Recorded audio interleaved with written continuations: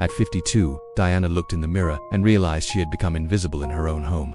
It wasn't a sudden change, but a slow fade over 30 years. Her husband would talk past her, his gaze landing on the TV or his phone. Her grown children would schedule family events around their own lives, assuming she was always free. She was the family's silent manager, the one who remembered every doctor's appointment, bought every birthday gift and planned every single holiday. And yet, she received no credit, no thank you, just an expectation that it would all get done. One evening, her husband, searching for a clean shirt, casually asked, "What do you even do all day?" The question wasn't meant to be cruel, but it landed like a punch, and in that moment, something inside Diana broke. Or maybe, it wasn't breaking at all. Maybe, something was finally waking up. She started small, almost imperceptibly. She stopped doing his laundry. The pile of his clothes grew untouched. She stopped managing his calendar, no longer sending him reminders about his meetings or his own mother's birthday. When chaos inevitably followed a missed appointment, an angry call from his mum, and he looked at her in a panic. She simply said, "I'm sure you'll figure it out." Then, she started doing things for herself. She enrolled in a photography course she'd been eyeing for years. She started going to coffee shops alone, with a book, and didn't apologize for taking an hour to herself.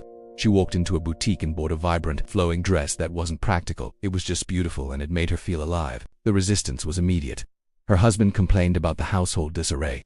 Her mother-in-law criticized her for being selfish. Her children were confused by this new version of their mother who suddenly had her own plans. But Diana held firm, and slowly, amazingly, they adjusted. They learned to be responsible for themselves. Her husband started doing his own laundry.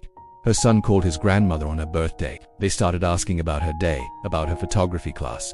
A year later, Diana stood in a small art gallery, surrounded by her own framed photographs. It was her very first exhibition. An attendee came up to her, admiring a photo of a simple, overlooked wildflower growing through a crack in the pavement. "What inspires your work?" they asked. Diana smiled, a genuine, radiant smile. "I spent 30 years of my life being invisible," she said. "Now, I make it my mission to capture the things most people overlook and show them just how beautiful they really are." This story is a powerful reminder for anyone who feels unseen. Your needs matter. Your dreams matter. You matter, Evan, and especially when the world forgets to tell you. Don't be afraid to pick up the camera and focus on yourself.